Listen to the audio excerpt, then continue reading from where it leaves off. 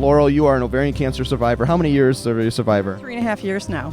And 3.5-year fight. Describe your story. I was diagnosed in April of 2008, and I've just had my third recurrence.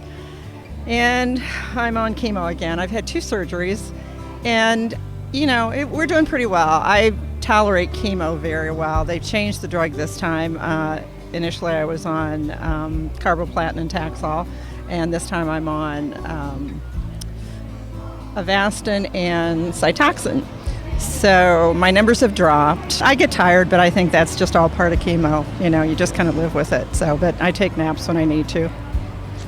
Now, your story is somewhat unique. Unfortunately, after you were diagnosed, I don't remember how long. Someone else was diagnosed in your life. What was that about? My daughter was diagnosed 17 months after I was, at the age of 39. And so she had her surgery at MD Anderson, pretty extensive, and then she was on intraperitoneal chemo, and she got through that very well, which that's a tough thing to do sometime. Usually 40% of the people are able to handle it, and that's it. And hers just reoccurred this past June, July. So she again, and it came back just in the size of a very small 3-centimeter tumor, and it's encapsulated. So we're fingers crossed that it hasn't spread any. And she's on Doxil and carboplatin right now for 3 treatments, and then they'll do a scan and see if they have to do surgery. In the last 3.5 years, what have been surprise encouragements to you and to your daughter? Because somewhat you've done this together, and not something you'd want to do together, but what have been some encouragements to you? I think the one thing that's helped me is I try and live in the moment. I don't think about all the what ifs, because I say you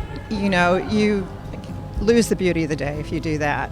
And you can't always be thinking, well, I might not be here 6 months from now, I might not be here a year from now, and you just can't live your life that way.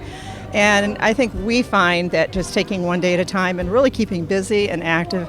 My daughter in Dallas is very active in her church, and she has 2 little boys, one 5, one 6.5, and they're very active. But Heather spends a lot of time with that, and again, involved with her church. And I think you need to do things that make you feel better. And another thing I'm going to add is always, always, always, you have to advocate for yourself. You have to be aware of your health if something feels different to you. And if you do see a doctor and you don't agree with him or it doesn't feel right, please get a second opinion.